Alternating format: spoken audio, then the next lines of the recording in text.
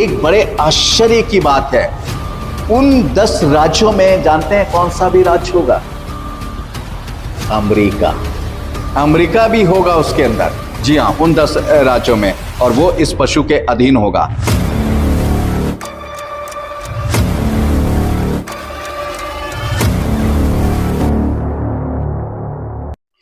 प्रभु यीशु मसीह के मधुर नाम में आप सबको जय मसीह की। प्रभु आप सबको बताए से आशीष दे, आमीन। हम बात कर रहे हैं प्रकाशित वाक्य की पुस्तक के बारे में। प्रकाशित वाक्य के इस श्रृंखला में आप सभी का स्वागत है। प्रकाशित वाक्य के 7 खंडों में से हम 5वें खंड में हैं, अंतिम संघर्ष और महान विवाद। पिछले संदेश में हमने प्रकाशित वाक्य 12 अध्याय 1 पद से लेकर 2 पद के दूसरे और अंतिम भाग के विषय में सीखा था। आज हम सीखेंगे प्रकाशित वाक्य 12 अध्याय उसके 3 और 4 पद के विषय में। हम पहले इसको पढ़ लेते हैं। यहाँ पर इस प्रकार से लिखा है, परमेश्वर का वचन बताता है, प्रकाशित वाक्य 12 अध्याय 3 और 4 पद। एक और चिन्ह स्वर्ग में दिखाई दिया, और देखो एक बड़ा लाल अजगर था, जिसके 7 सर और 10 सींग थे, और उसके सिरों पर 7 राजमुकुट थे। उसकी पूंछ ने आकाश के तारों की 1/3 को खींचकर पृथ्वी पर डाल दिया। वह अजगर उस स्त्री के सामने जो जच्चा थी खड़ा हुआ, कि जब वह बच्चा जने तो उस बच्चे को निगल जाए। यहां पर जो है कई चीजें हैं। एक बड़ा चिन्ह जो है वो दिखाई देता है, स्वर्ग में दिखाई देता है। अब यूहन्ना जो है यहां पर एक और बड़ा चिन्ह देख रहा। पहले उसने एक बड़ा चिन्ह देखा कि एक स्त्री सूर्य ओढ़े हुए है, 12 तारों का मुकुट पहने हैं, और चांद उसके पैरों तले है। उसने ये एक बड़ा चिन्ह देखा, मगर इसके बाद वो एक और बड़ा चिन्ह देखता है। परंतु ये जो बड़ा चिन्ह देखता है ये बिल्कुल अलग देखता है, और बड़ी भयानक बात है इसके अंदर जो वो देखता है। और इस भेद को जो है, इसमें भी कई भेद हैं। जैसे हमने पहला जो बड़ा चिन्ह स्त्री के रूप में देखा, उसमें कई प्रकार के भेद थे। बहुत से भेद जो है परमेश्वर ने खोले। आज जो है इस भेद को भी परमेश्वर जो है हमारे और आपके सामने खोलने चाह रहा है। ध्यान दीजिएगा, एक बड़ा लाल अजगर को देखता है। प्रकाशित वाक्य 12 7 से 9 पद तक जब आप पढ़ेंगे, ये बड़ा लाल अजगर जो है ये शैतान को दर्शाया गया। ये शैतान है, और इसके बारे में कहा गया है कि ये शैतान है, और ये वो शैतान है जो प्रधान स्वर्गदूत था, जिसको परमेश्वर ने स्वर्ग से गिरा दिया था।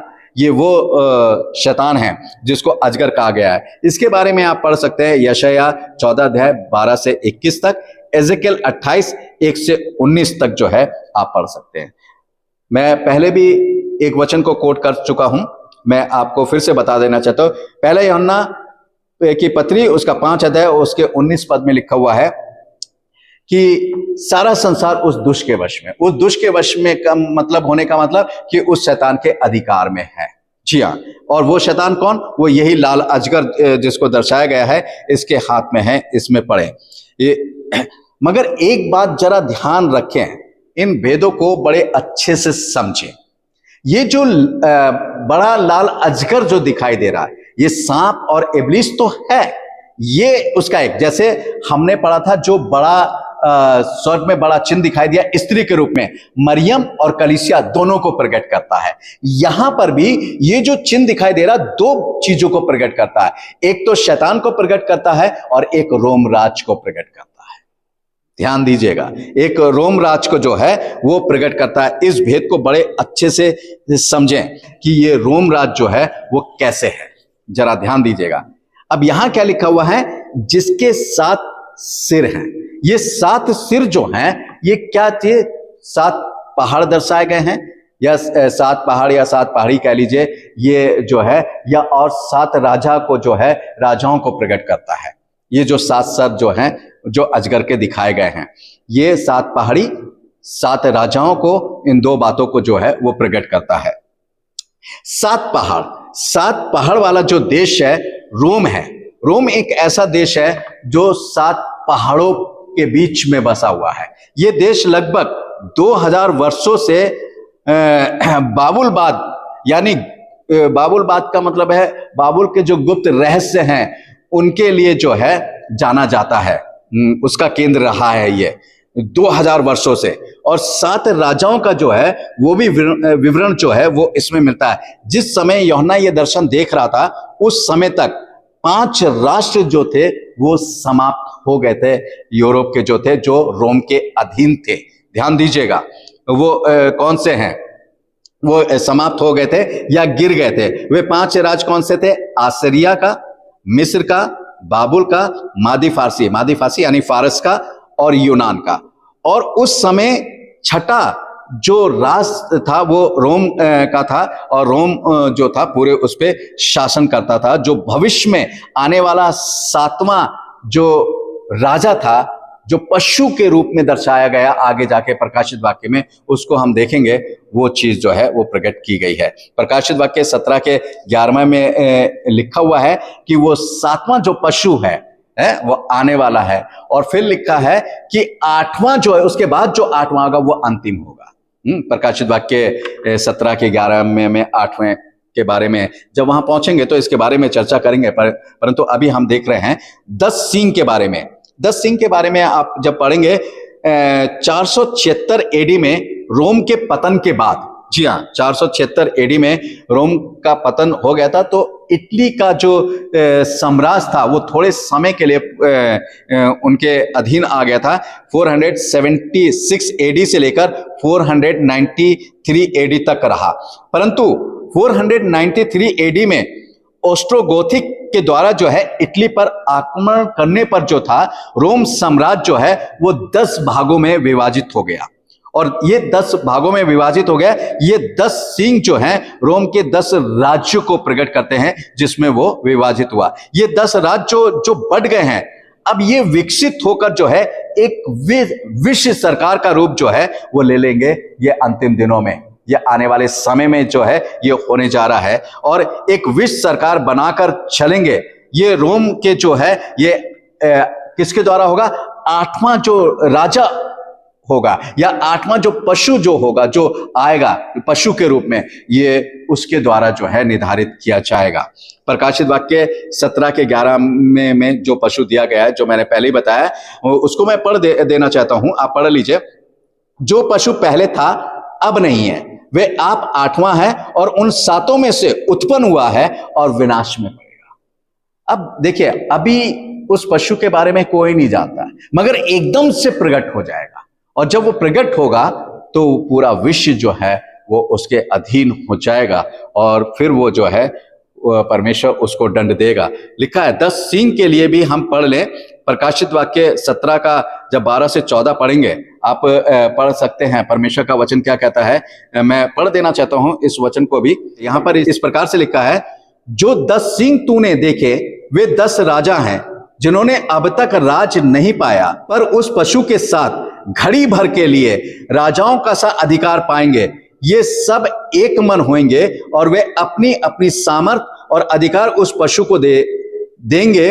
वे मेमने से लड़ेंगे और मेमना उन पर जय पाएगा, क्योंकि वे प्रभु का प्रभु और राजाओं का राजा है। और जो बुलाए हुए और चुने हुए और विश्वासी हैं, वे उनके साथ हैं, वे भी जय पाएंगे। अब यहां पर ध्यान दीजिएगा, परमेश्वर का वचन क्या कह रहा है।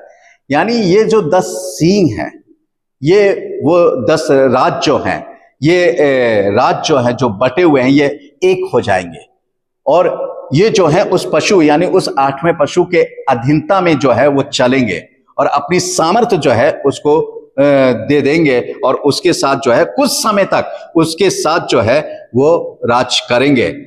ये यूरोप के जो हैं ये 10 देश हैं जो एक साथ संगठन बनाकर रहेंगे। और एक बड़े आश्चर्य की बात है, उन 10 राज्यों में जानते हैं कौन सा भी राज्य होगा? अमेरिका भी होगा उसके अंदर। जी हां, उन 10 राज्यों में, और वो इस पशु के अधीन होगा। यहां मेमने से लड़ने का अर्थ है ये सब उन विश्वासियों जो मसीह यीशु के विश्वासी हैं, जो मसीह यीशु के लोग हैं, उनके विरोध में लड़ाई करेंगे, उनको सताएंगे, उनको खत्म करने की जो है पूरी कोशिश करेंगे, उनको मार डालेंगे। और ये जो है ये आने वाला समय जो है बिल्कुल वैसे ही होगा जैसे मैं पहले भी कह चुका हूं। 31 एडी से लेकर 313 एडी का समय जो काल था, ये वो समय काल होगा भयंकर मसीही लोगों के लिए। ये ध्यान रखें, यहां परमेश्वर का वचन क्या कह रहा है। फिर है, उसके सिर पर 7 राज मुकुट हैं। ध्यान दीजिएगा, उसके सिर पर ये 7 राजा हैं, और इसके बाद एक और राजा जो आने वाला, अर्थात पशु जो आने वाला उसका राज स्थापित होने वाला है। अब यहां पर जो है एक पॉइंट और है, उसकी पूंछ ने आकाश के तारों की 1/3 को खींचकर पृथ्वी पर डाल दिया।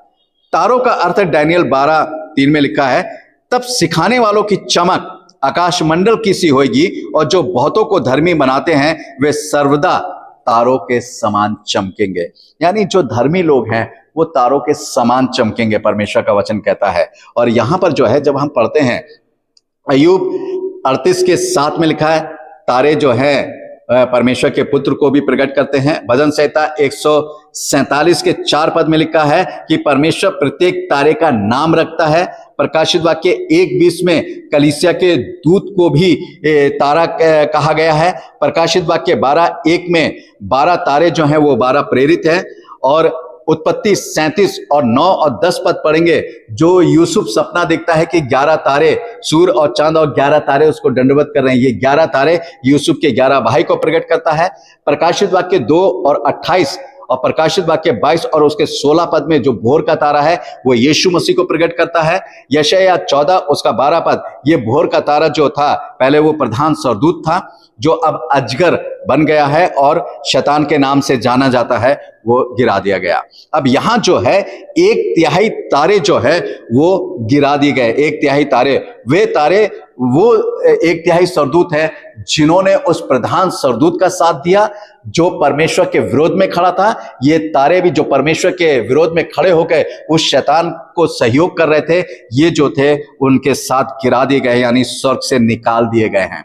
यहां पर पूंछ का अर्थ मैं आपको बता देना चाहता हूं। पूंछ का अर्थ होता है आपकी बैक, आपकी बैक पावर क्या है। बहुत से कहते हैं अरे मेरी बैक में मेरा भाई खड़ा है, मेरी बैक में ये अधिकारी है, मेरी बैक में ये है, मेरी बैक बहुत मजबूत है। तो यहां पर जो है ये जो पशु है, ये जो अजगर है, इसकी बैक बहुत मजबूत है क्योंकि बहुत लोग इसकी बैक में खड़े हैं जो इसको सपोर्ट करते हैं, जो इसको सहयोग करते हैं। जैसे 1/3 तारे जो इसकी सपोर्ट में इसकी बैक में खड़े हुए थे, जो स्वर्ग से गिरा दिए गए, ये उस चीज को दर्शाया जाता है। और जब आप प्रकाशित वाक्य 9:10 पढ़ेंगे तो वहां पर बिच्छुओं का जिक्र है, टिड्डियां निकली हैं और टिड्डियों का जिक्र है और वहां टिड्डियां निकली और उन टिड्डियों की पूंछ में बिच्छुओं सी शक्ति है, यानी उनकी बैक जो है बहुत मजबूत है। यहां परमेश्वर का वचन इस बात को बताता है, इन भेदों को समझें। फिर है अजगर उस स्त्री के सामने खड़ा हुआ जो बच्चे को जन्म देने वाली थी कि उसके बच्चे को निगल जाए। यहां पर ध्यान दीजिएगा, जैसे मैंने कहा ये स्त्री मरियम और मरियम जो है वो एक पवित्र कलीसिया का प्रतीक है कि जब यीशु मसीह जो है जब मरियम के द्वारा पैदा होने बाद हेरोदेश राजा जो रोम का राजा था, हेरोदेश राजा जो था वो यीशु मसीह को मारने पर था और उसको खत्म कर देना चाहता था। इसलिए परमेश्वर ने मरियम और यूसुफ को दर्शन दिया कि तू इस बालक और इसकी मां को लेकर मिस्र में भाग जा। और ये वहां चले गए और आप देखेंगे कि परमेश्वर का वचन कहता है कि जब उसने देखा कि जो जोशी थे उन्होंने मेरे साथ धोखा करा है, तो उसने 2 वर्ष से जितने भी नीचे बच्चे थे सबको मार डाला। जी हाँ, सबको मार डाला। तो जैसा मैं बता रहा हूं कि जो बच्चे को जन्म देने, आज भी जो नए विश्वासी कलीसिया के अंदर पैदा होते हैं, जन्म लेते हैं, उनको मार डाला जाता है। उनकी आत्मिकता को खत्म कर दिया जाता है। उनके जो जोश होता है प्रभु में, जो बढ़ने का जोश होता है, जो उमंग होती है, वो खत्म कर दिया जाता है। प्रभु में जो आनंद होता है वो उनसे छीन लिया जाता है, वो खत्म कर दिया जाता है। ये वो जो है इसका प्रगटीकरण है, जो वो उस स्त्री के पास जो बच्चा जन्ने को थी खड़ा हुआ है। यहाँ मरियम और कलीसिया दोनों का जो जब मिलाप करेंगे तो सेम स्थिति जो है वो प्रकट होती है कि शैतान जो है दोनों सूरत में कलीसिया में जो जन्म ले रहे बच्चे उनको खत्म कर रहा है, उनको मार डाला, जैसे वो प्रभु यीशु मसीह को मारने पर था। मगर प्रभु जो है अपने लोगों को सुरक्षा प्रदान करता है, प्रभु जो अपने लोगों को सामर्थ देता है और बचाता है। इसको हम आगे देखेंगे। प्रभु जो है तब तक के लिए आपको आशीष दे। आमीन।